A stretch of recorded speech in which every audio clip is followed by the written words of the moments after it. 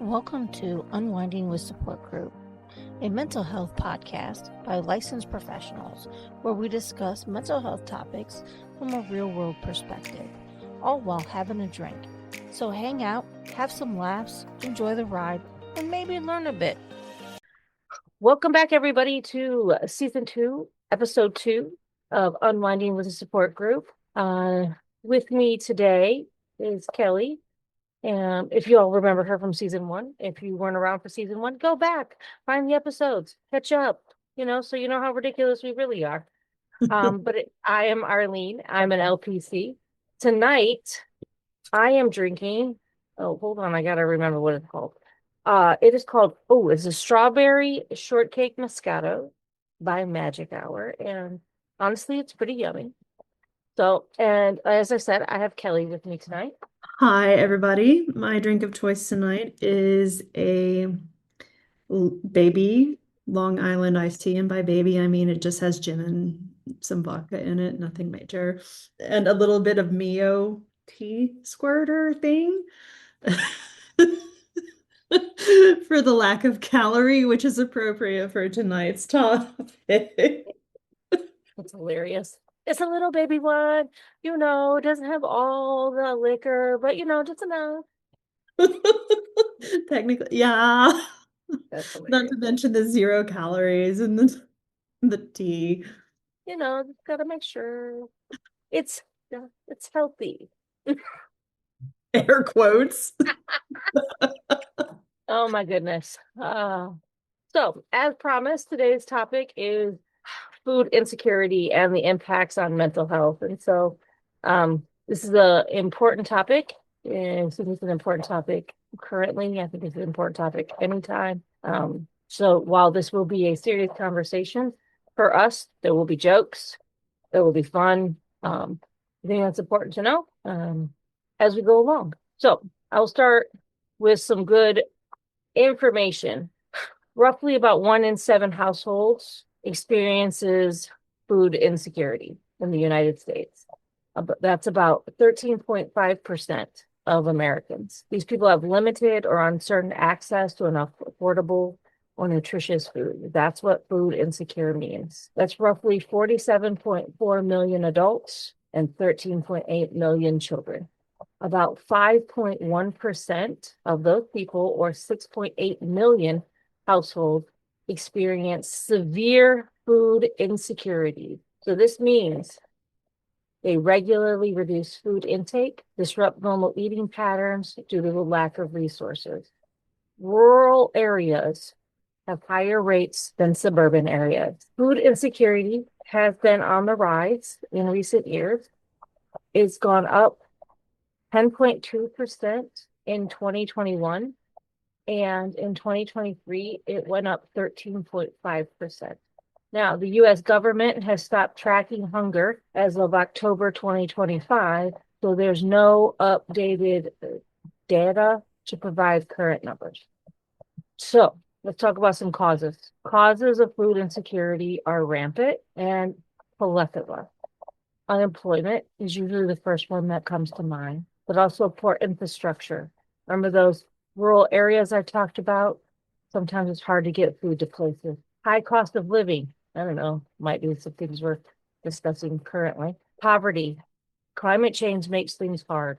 Natural disasters, crop and livestock diseases, systemic issues like racism and gender inequality. Yes, this impacts food. Lack of affordable housing and health care. I need to choose between going to the doctor or my rent and eating. Food waste, lots of places have food they don't use. And instead of taking it to a shelter or something like that, they throw it away. Political instability also causes more food instability and more conflict and violence. Also, it does as well. Now, before I get into the impacts, there's a lot in those causes. So a lot of people like to break these down into very simple, if you just get a job, if you just picked yourself up by your bootstraps, you could get a job and you could feed yourself. It's a lot more complicated than finding a job.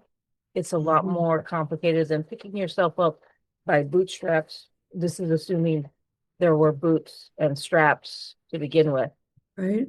or that you have access to boots to begin with. A lot of things go into this. There's lots of issues that are complicated, which is why this is our topic. Before I jump into impacts, anything you want to add, Kelly? Um, yeah, actually, when I think about this, I automatically go to the Great Depression when there was rampant food insecurity. And while I could be wrong about the origin of that saying and picking yourself up by your bootstraps, it sticks out to me as being very thriving during that time. Um, and there were a lot of people who had nothing because there was a great dust bowl in the Great Plains during that time period. And while my family comes from Appalachia, Southwest Virginia, Northeast Tennessee, we come from, low SES. So that was a big part of my life growing up. That always rings first in my mind is, this idea that if you could just get a job, if you could just farm, if you could just plant a garden and harvest your food, but if the soil is not producing, then you are not getting food. If there's no rain, if there's a drought, if there's this, that, and the other, then we can't grow food. And so there are a lot of factors and variables that go into, you know, the acquisition of food. And then we move into the modern era where we have a lot of cities and a lot of topics, a lot of variables, like you mentioned, that play into it even more now, or in different ways, I would say, not more, but different ways now that make it harder, like food stamps, for instance, which I think is a big obstacle and a big topic. It's a hot topic. When you mention food stamps and everybody like their head explodes. It's like, like who deserves food stamps? I mean, everybody. If we are honest about it, everybody who isn't a billionaire, I suppose. Um, who are we to say who deserves to eat? It's a human right. But The basic way. right? Like Oh, I shouldn't say nobody should be hungry, and I think that's the bottom line. exactly. And that's what it comes down to is that, we have people in this world, our country, to bring it down to the micro, who are starving and having to choose, like you said, between rent and electric and food and what have you. But the connection between food and mental health is that if we are not nourishing our bodies, then our brains are struggling. Our brains are suffering. And so when we have mental health disorders or illnesses, rather, and we're not getting the proper nutrition, then those are magnified. The healing is harder. The struggle is real. And then it becomes, it's realer. It's like the Sure. realist, basically, The real is real. right? And it makes it even more difficult to make it in this world. So bootstraps be damned. I mean, you can pull your bootstraps all day long, but if your brain ain't braining, So to follow that, there are short-term impacts from food insecurity and there are long-term impacts. Short term are like physical symptoms. If you talk to like fatigue, you're tired, you have an increase of getting sick. And then there are just the malnourishment symptoms, right? And then you have difficulty with daily tasks. The mental and emotional impacts, increased anxiety and stress, depression, mood changes, behavioral problems. Bet you didn't think about that one, mhm, but it's there. Social and emotional distress. Okay. angry. Angry, but also, well, shame, guilt. Can't hang around with my friends because they have food and I don't, and I need to hide that, right? Then there's the cognitive and behavioral effects, which are poor concentration. Kelly just said sleep, that thing.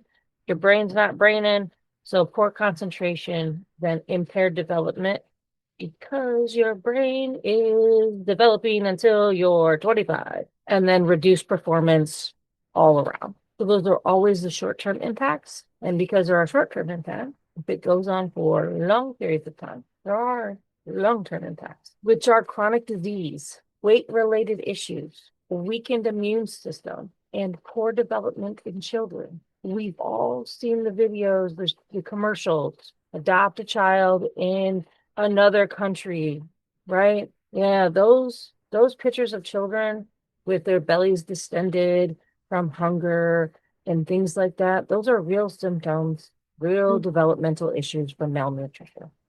Then there's the mental emotional effects. Again, anxiety and depression are chronic now. They're all the time. Your stress is chronic. Oh, who would have thought? Might have an eating disorder, Yes. right? Postpartum depression, have a child. Oh, postpartum depression is real now. You have an increased risk for PTSD.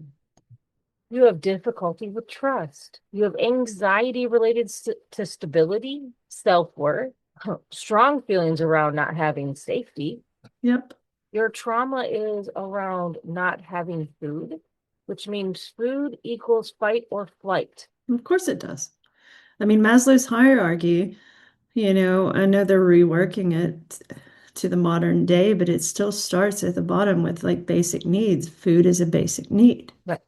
And then the increased risk for mental health emergencies because I just named lots of chronicness. Your brain is overwhelmed. Then there's the development and cognitive effects in children, which are cognitive impairment, behavioral problems, poor academic performance. Because let's face it, why do I give a fuck about school when I'm hungry?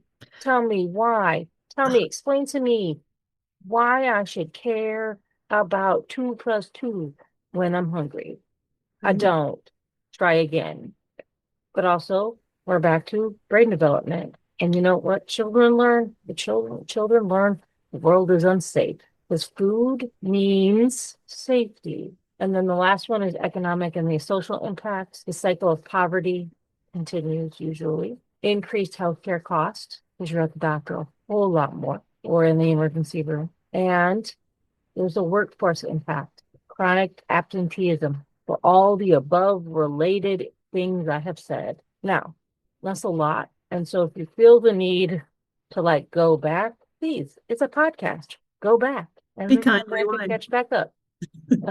So that's the nice part about that. I just unloaded a lot of heavy nonsense. Not nonsense, it's heavy, but it's a lot of heavy shit.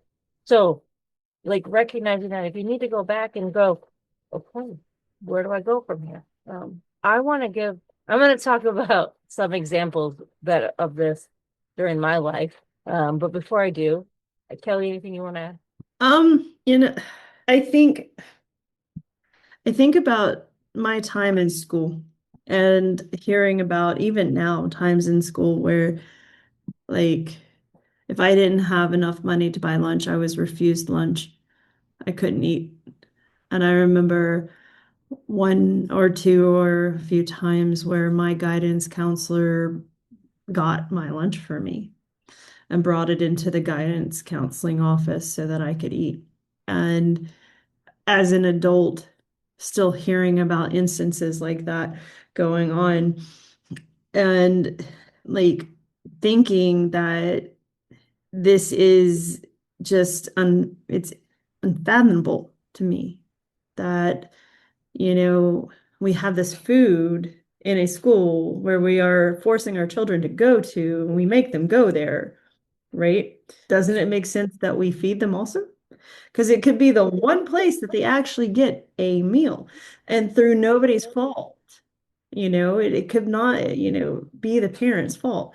But then there's that fundamental attribution error that people make where, they assume that it's the character of the parents, that they're not feeding their children, and so on and so forth. And so it's this horrible, like, miasma of like blame that falls onto people instead of, collectively looking at it as something that we can do together to fix. And I don't understand. I just don't understand. Okay. So this actually wasn't one of the things I was going to share, but you reminded me of something. So growing up, we were not of the haves. I got free lunch because we were of the have-nots. And getting free lunch, like you had something generally that like you handed them, or they had your name, and like you were marked in a way, you were noted in a way in which you get free lunch. Where the other children are passing out money or they brought their lunch, you, as someone who got free lunch, were notated in a way. Like a scarlet letter. Kinda. It's how it felt sometimes. That Yeah. like I am in fact different. Everybody knows you got free lunch. It wasn't a motherfucking secret. Didn't feel great. It wasn't a great time. Like Yeah. it wasn't exciting to be like, and obviously I'm old, so it was like, before computers and everything was electronic, but I still promise you there had to have been a different way. Um, but it wasn't like the feelings of shame and the jokes because kids are fucking mean. Yeah. Um, Really are. yeah, I still know what those were. I still like, as you were talking, I can remember that. I can remember standing in the lunch line. I can remember what that looks like and what that feels like. So for me, it's super great as an adult with children that my children go to a school where everybody is fed breakfast and lunch. And because Kellogg often provides donations to the school for food, in elementary school, everybody gets it. They don't single kids out. Everybody gets a bag sent home with That's cereal and fruits and vegetables. Everybody gets one. oh, big heart. So for me, as an adult, it's great to see those things where my kids go to school because I know how it is to be the kid. So while my children don't need it, I know somebody's kid does. Yeah. And so the way they function here removes that. No, I mean, the times that my guidance counselor had to buy my food and I had to eat it in his office. I mean, he was protecting me, I'm sure, from all of that. Yep. Definitely. But I think about the countries that provides food for their students free. Like, I don't, I'm glad that they're doing that now in certain areas. I don't know if they're doing that where I'm from. Not where I live now, because I just moved here, but where I'm from, I don't know if they have switched over to that. But when I was in school, they certainly did not. And they would deny you. And I remember having a tray pulled from my hands at one point. And I was like, well, Right. Because that doesn't feel right. That's not embarrassing or shameful or, no, dude. thank you, Grandma. Um, because she was someone's grandma. I just remember that. She was somebody Right. at the Like, school's grandma. dude. I'm not just being rude. She was literally someone's grandma at the school. But Yeah.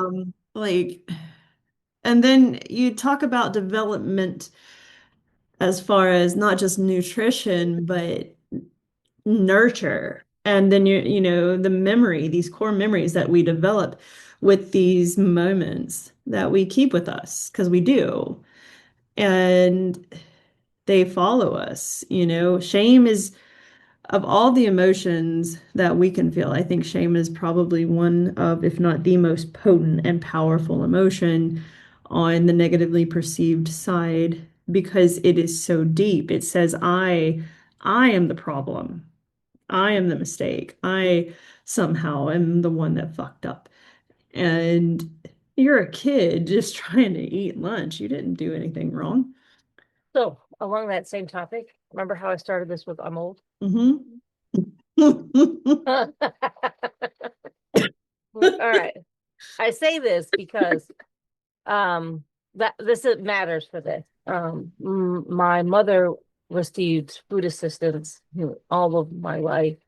So yeah, that's right. She got Medicaid and food stamps, and then it moved to EBT and all of that shit. Because, she needed it. But regardless, what before like stores would take the paper version of food stamps, when it was paper Yeah. before it was a card, there were food lines where you would go. And if you're old enough, you're about to know exactly what I'm talking about if you've done it. And if you're not, you might have heard jokes about it. But here we go. You would go and stand in line to get a box of food. And these boxes of food were white with black lettering because it was government staple food. Now, if you've ever stood in this line, I need you to know it wasn't a happy place to stand in this line. It was literally the most depressing fucking line I've ever stood in my life. And I stood in it a few times to stand in this line to get a box of cornflakes in black lettering. And they weren't good to get a block of cheese. And every one of y'all who are like, the government cheese was great, you're lying. You're romanticizing some bullshit. That cheese was gross. Stop it. Stop it. That cheese was not good. You got government peanut butter. Ever try spreading that shit? It doesn't. Try to spread it on the bread you got. That bread is thinner than a fucking piece of paper. So you got peanut butter that doesn't spread on bread that tears super easy. Worst peanut butter sandwiches ever. Because did you get jelly? The answer is also no. And then you got the government block of butter. And I meant block because it was a motherfucking block. Now, I was young. I was little. I was born in 1980. I was little and I remember this because those lines were not a good feeling. Those lines were not great. Nobody in that line, I remember standing in line with my mom and everybody's face was depressed, was sad. The kids in those lines who weren't playing, we all stood there sad as fuck too because we all knew we were about to get janky fucking food and we had no choice but to eat it. And when you're a Yep. kid, these things matter. But it's depressing. The whole thing was depressing. So the idea that I could go from that, then I could take this piece of paper and go to the grocery store and get real milk and real cereal Yeah. and real peanut butter and real bread was like I Christmas motherfucking morning. Yep. So I say all of this because I feel like we have someplace gone to this weird place where now I have to listen to people say people who get an EBT card shouldn't buy fucking pop. Yeah, I have an issue with that. So I say this as someone who's been there. Do you know how exciting it is to feel like a normal fucking human? To feel like something's not wrong with you? So if I can walk in and get a pop like the regular person who's not on like an assistance program, stop taking that from me. And not that I'm on it anymore, but I'm speaking for the people who have been and for the me as a child. Don't take that shit. The kid can't get a cake for his birthday. That's a dick move. Dick fucking move. Yeah. Kid can't get a candy bar. Dick move. Dick move. Right? So because I am food insecure, I should suffer and not get any joy out of life. Like this is a dick move. You think life is great for people who are food insecure? Walk, take a week, take a week and be food insecure for a week, just a Yeah. week. Yeah. I'm not even saying a lifetime, just a week. And I promise you, you'll feel different. It's not No. fun. It's not exciting. It's not a cleanse. It's really No. suffering. It's not a good time. The emotional part of it sucks. No, it really does. I was on EBT. I had an EBT card while I was in school. And I don't know if this is the same for everybody. And I'd be kind of curious. And I hope that people comment on this, if they've experienced it, just the levels of how they feel. Because I remember feeling shame about just having the card and Mm. swiping the card, Um, because everybody always assumes that people who are using the stamps that used to be stamps and the card. It's like we're all going to buy these processed foods. But I also remember I was working in a grocery store. I was working in retail, and I worked in a grocery store, putting myself through school. And I can tell you that a lot of people who paid out of their debit card bought a lot more processed food than the people with EBT cards. I paid attention because my brain is that way. OCD over here. Pattern recognition. Maybe some other shit going on. But um like there's that stereotype or I don't even want to say it's a stereotype, it's a prejudice. It's prejudice. It's not a stereotype, it's a prejudice. And I mean, with an EBT card that you're talking about, you can buy anything. You can even exchange it for cash. Like, and you can buy vegetables, you can buy anything in the store, pretty much, with some exceptions, you know? Um, but there's this overarching belief that because you're on government assistance, you should be policed on what food you should be allowed to eat. And I don't Which is so fucked up. it's an othering. It is a dehumanization of people. It is an othering of people. Um, Circa 1984, George Orwell, Us versus Them. You do not have enough, make enough, are enough. Right? Also, people feel you don't, and it's like it's not like people who are struggling don't already feel internally these ways. Yes, and that speaks to what you were talking about an increase in mental health issues. Yes. So all of those things come with it. I think when I decided this topic, A, I can speak on it as someone who's been there.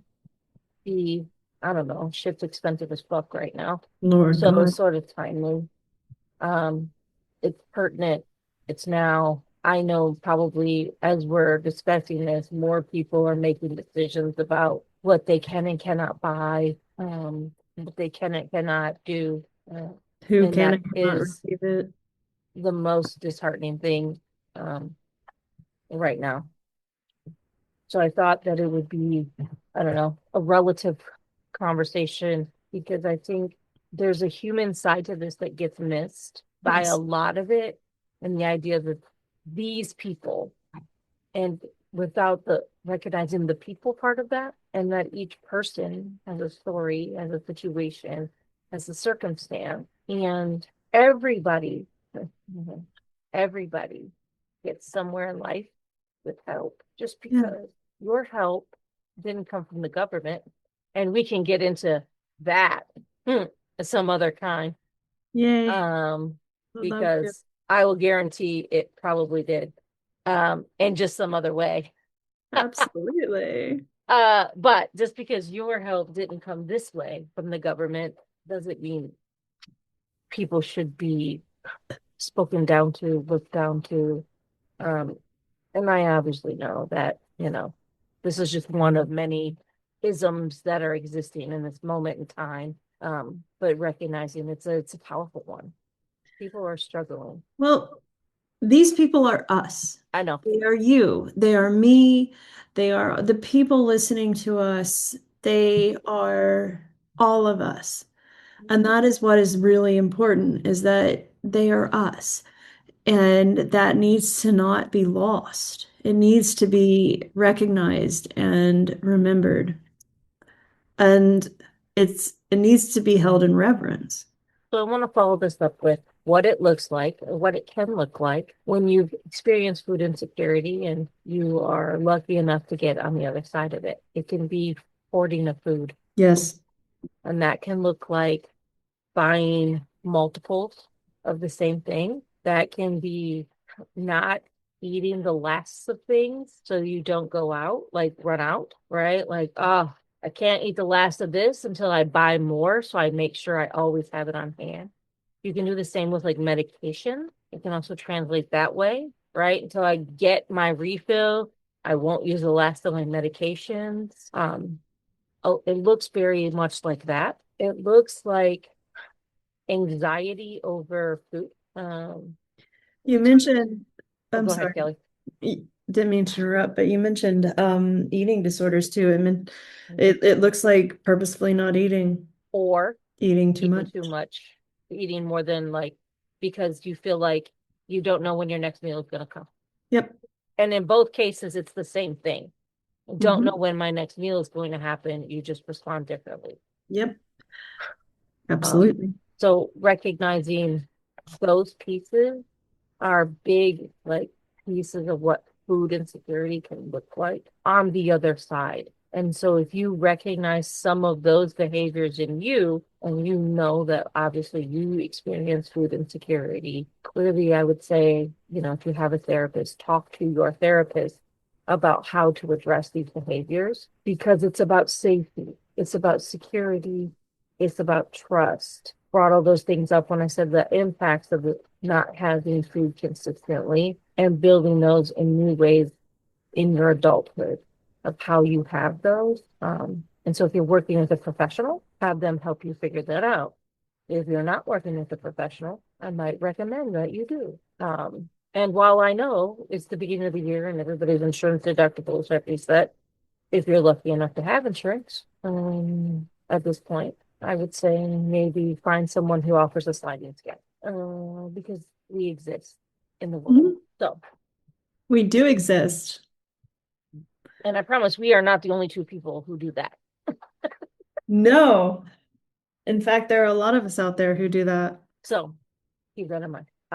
But it's about that security and safety. And I think it's important to recognize that. I'm going to come back around to what Kelly said about Maslow and hierarchy and needs. And I don't have it pulled up, and I really am not pulling it up because at the basics of it, it's food and shelter. And if you don't have those two, then you can't do the rest of it. Mm-mm. It's really hard. Yeah. There's no going forward, really. I mean, honestly, like from my time, I like to say I was raised up in a, a rehab facility with when I started in my career. And a lot of the people that came in there were living on the street and they did not have food, shelter, their basic needs. And so, there was no way that they were going to be able to move forward in any part of their, recovery or just life in general until they met those basic human needs. So, to meet those is incredibly important and to have those barriers there where you can't is detrimental in the ways that we've described here, but in, almost like this humanistic way where, we shouldn't be doing this as a one world, as a people. And that's just my own personal belief. We shouldn't be doing this as a people. We exist together and we should be able to help one another. I have a seat at the table, so should you. I agree.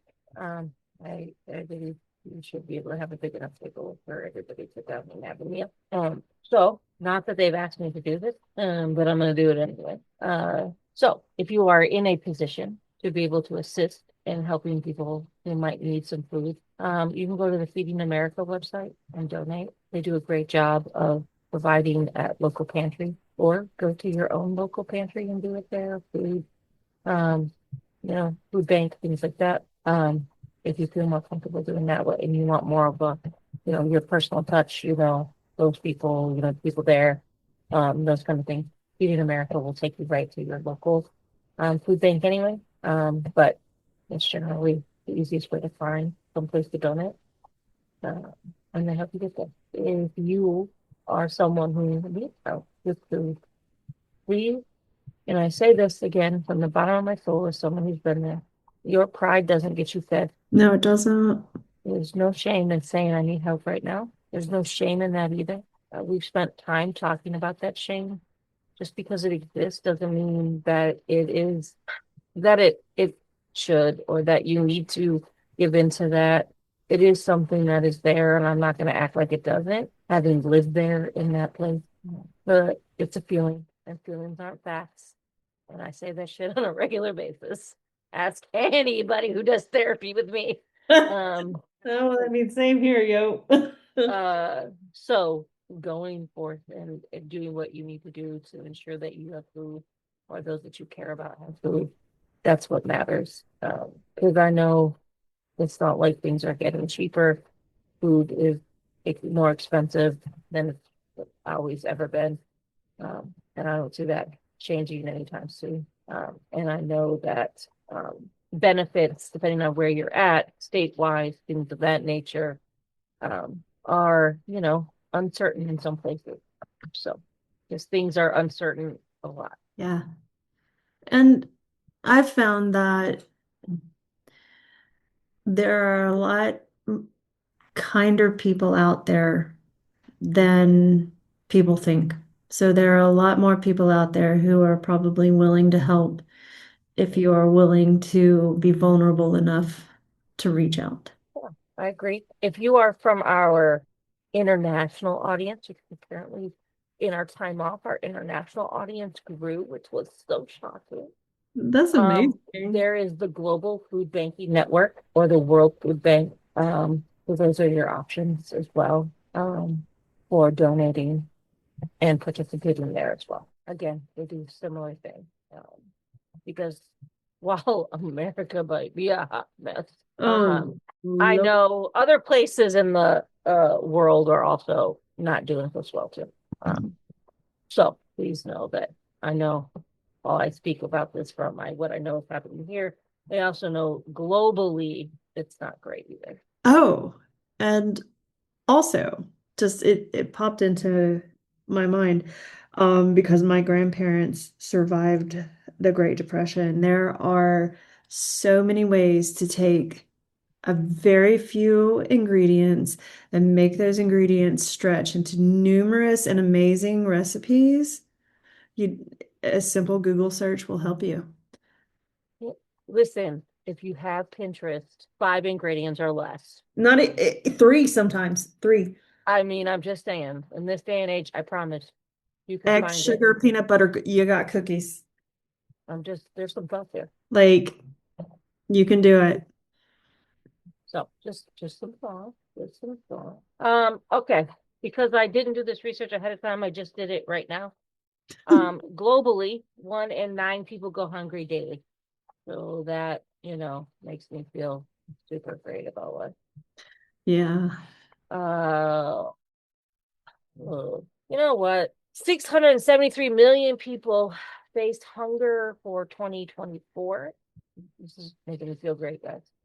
Oh, I know, like when your screen moves, your microphone glitters, and when you said that, it was glittering and sparkling, and I was like, that doesn't even help. it doesn't even help. It's not a great time. No. Yeah. Ooh, the major drivers of global are conflict, climate change, and economic shock. Shocking to me that would impact these are the major ones because it's not like climate change is real or anything. No, and it's not like withholding food from people is, not a typical tactic to getting people to comply. Yeah, because I don't know, people might need to Eat. food. Who needs it? It's fine. It's overrated. Apparently. Um, Except for the 0.1% billionaire. who can, just eat whatever they want, whenever they want it. It's totally fine. It's totally fine. It's all good. Hmm. Um, So not eating soda bread. so it's important. If you need help, ask for help. If you can give, please give. If you Yeah. can't, don't feel bad. Hey, sometimes the struggle is real. And again, everything's fucking expensive. Hmm. So I get it. Don't feel bad if you can't. One of the best lessons that my grandparents taught me was that sharing an apple with someone was just as important as sharing your time. There you go. So, Overall, I think the big piece is you may not know who is food insecure, and it may be someone who surprises you. And just because someone might look food insecure doesn't mean they are. And often it's the judgment or we make a snap opinion about people which is human nature, but it's about what we do with them, right? Not just somebody in a snap moment. It happens, but it doesn't mean you have to follow through on them. It doesn't mean you have to do anything with them, but recognizing you may not know everybody the way you think you do, and that really being able to recognize people hide food insecurity when they can. Yeah. Yeah, they do. And, and I think it more now than ever, especially right now, not just in the world, but for those of us in America with what's going on, it is more potent. And for all of those people out there who live day by day, constantly checking and checking and checking their bank account to make sure that they have enough money for dinner, for breakfast. Stop checking your bank account. It's compulsive. I know, right? I know. Sorry, side note. Some ERP for you. Don't do that. Sit in the distress of it. But you know you do it. I do Stop it. it. I'm Stop it. sitting It's here not doing it. changing. It's not changing. I do it. But that's a big part of why I do it is because of growing up like, in that situation of, listening to my parents and then not because it waffled, we weren't Yeah. and then we were and then we were and then we were and it was like this ping ping ping ping ping. Uh-huh. So you're not alone. All right. Since we both have lived this life, favorite meal you ate when, like, it's like it's the food insecure meal. Like, you know it, but it's still a good meal. Oh God, grilled cheese, 100%. Oh, see, buttered noodles, buttered egg noodles with See, Parmesan cheese on it. I hear that all the time for people who are from up here. Down from where like Appalachia, like Southwest Virginia is grilled cheese all the way. How Or about fried bologna? yes, yes. You can't see me right now, but metal all the way. Fried bologna sandwiches. Oh, my heart. All right, listen. So those two, those are the meals that Yeah. somehow, even right now, I'm like, you know what? That sounds good. hmm I still eat them to this day. Those are comfort foods for me. Like Listen, literally, they I make still me feel eat better. buttered noodles and Parmesan cheese because they're actually fucking delicious. Rob eats his buttered noodles.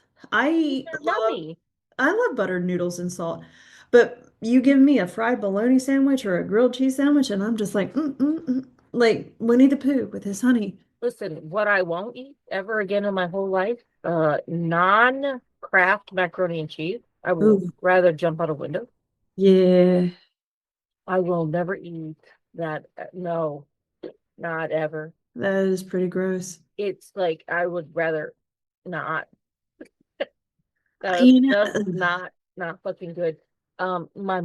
My mom is not. Mom doesn't cook, so she would make like two meal. I like three meal Swiss steak, which is pretty good. So that was fancy meal. Like when she got a little bit of money, we got fancy. We got Swiss steak. yeah, And then it was fried cabbage and butter noodles, and fried cabbage is fucking disgusting. I am traumatized for life by cabbage. Yes, thank you, my mother. so sad. So I just eat the butter noodles. And then uh shit on a shingle. Yes, Yeah. I never tried So that until like late ooh, in poor life. people version of shit on a shingle though isn't great. I can imagine. Though it's not really a rich people meal. So Mm-mm. it's not great. So it's not something I'm like, oh, let's have that because I don't think so. You know what? Another one, shake and bake. And It's shake and bake and and I I love love.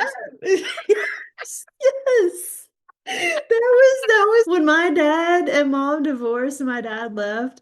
My mom would always make like her repertoire was like lasagna, burgers, and shake and bake. And I still to this day love shake and bake, although I haven't had it in forever. But like that was, because we struggled when he left, went down to one income and shake and bake was the shit. When I, whenever I still quote that, from like Talladega. Oh, it was a long time ago. Yeah. Shake and bake. But no, it's still love shake and bake. Yeah. So I It's will reiterate, government cheese was gross. Stop romanticizing that shit. people really It's do. horrible. It wasn't it just like Velveeta though? No, it was like shittier version of Velveeta. Oh, It was like wax. oh. It was like blocked like Velveeta, you know, and the like thing, but it wasn't Yeah. Velveeta. Did It it was melt? not, it didn't. This is why I think people romanticize it because they think about Velveeta because it was similar. But that shit was not good. It was not good. You're like carving through it. Oh God. It melted like wax. It wasn't great. It wasn't good because none of that was good. See, I take cheese very seriously. Like, and that, Listen, I want you to know government cornflakes, not frosted, corn flakes. You also need half a gallon of sugar on that. These are core memories, okay? Like this is core fundamental small me memories. oh my gosh. Bless your heart. How Like, much sugar do we have? all I remember is my dad yelling at me that I can't leave the table until I eat my lima beans, and they were like frozen, you Ugh, know, gross. And no. I'm just I now. look forward to going to my grandparents' house because my grandma cooked and there was food and she had seven children growing. Like there was seven of them, so there was always food because she never learned how to downsize. I did too. And then when we had this family reunion, my family from Brownsville, Texas came in and I had my first cheese quesadilla from my cousin Carlos, and I was like, this is amazing. Yeah, dude, it's fucking great.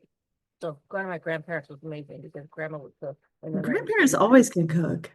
Food, man. Man, So I don't understand what happened between my grandmother and my mother, but hey, tomato, potato, I don't know. it happened to mine too. She's gonna hear this and be like, Kelly, why would you tell all of these people internationally that I can't cook? And I'll be like, because Listen, I don't know. The same as my mom. She can't fucking either. She'll be like burning water over here. I don't know. I know. My mom can cook a hell of a burger though. Listen, I told you she could cook 30 meals, 4 meals. Okay. She got 4 meals and like she got them down. That's it though. You know, I After mean, that, you test your luck. That's on you, buddy. After that, you take your life in your own hands. That's on you. sometimes you master the few, and that's all that matters. So, but I also thought it was fun. We could reminisce about poor people meals because you know what? I still eat butter noodles to this day and And fried bologna. oh God, yes, and an easy gravy and biscuits, Yeah. fried potatoes and onions. Oh, yes. I'm telling you, soup beans, Just oh. So soup beans. listen, Yes. some of it still hits to this day. As the children would say, that slaps. Oh, damn right, it's bussin'. Exactly. Bussin'. For No real, cap. for real.